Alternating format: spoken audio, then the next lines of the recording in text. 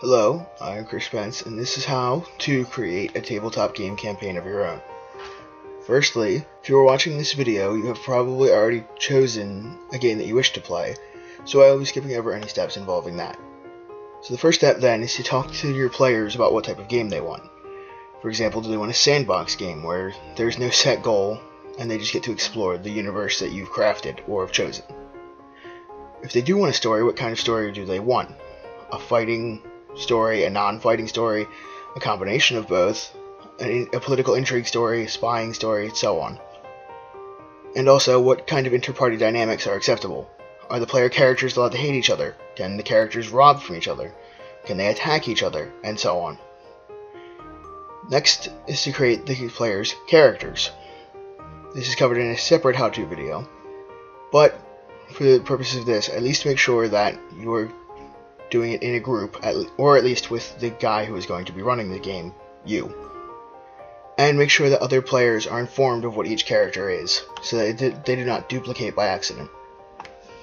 Step 3 is to create a story outline. As of right now, just try to hit the main plot points, as in the beginning, the middle, and the end. And if you feel like it, to insert a twist in the middle. Step 4 is to create NPCs. This is one of the biggest steps because it helps bring your universe to life. To start, you must focus on the most prominent and important characters. To begin with, give them a backstory. It doesn't need to be too complex or too deep for most of the characters, but you might want to go for it for a few. But don't worry if the players will never find out their backstory.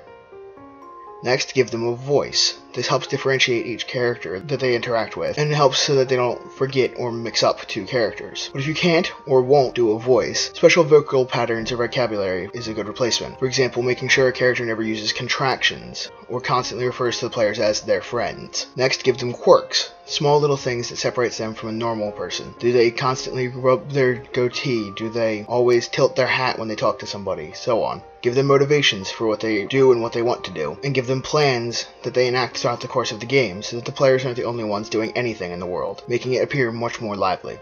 Next, create the main antagonist. Follow all these steps above, and give a little bit more attention to certain parts like backstory and making them unique. Decide why they are antagonistic to the players. You should try to avoid basic stereotypes like destroying the world, ruling the world, or specifically killing the players, as it makes the players feel like you're just copping out on the bad guy. They can be used, but try to make them a bit more interesting than that basic stereotype. Next, decide how he confronts the players. Does he confront them through minions? Does he physically attack them, or use magic to attack them? Or does he attack them politically? Only use this if it's that kind of game and your players are alright with this. Otherwise, it seems like he's hiding, and they can't do anything to him. Next, design his encounter or encounters with the players. Does he fight them more than once? If he does fight them more than once, how does he get away or survive each time? If it does happen, does it cheapen him too much for him to keep getting away? Do the players just feel like, oh, well, he's going to get away anyway, so why bother? What changes about the world or characters each time they get encountered? Does the bad guy learn and change his plans and not do the same thing every time? Do the players learn? Does the bad guy completely change, possibly turning over a new leaf and becoming good? And in these encounters, again, how does he actually fight the players? The next step of creating NPCs is to create less important characters. The above steps are a bit less important for these because they're more like bit players than actual characters, and 1 or 2 sentences could suffice for them. Still try to make them unique. And finally, create enemy types or use pre-generated enemy types. Step 5 is to elaborate on your story outline. There are a few ways to go. You can try a strict storyline, which is A to B to C, no matter what the players try to do.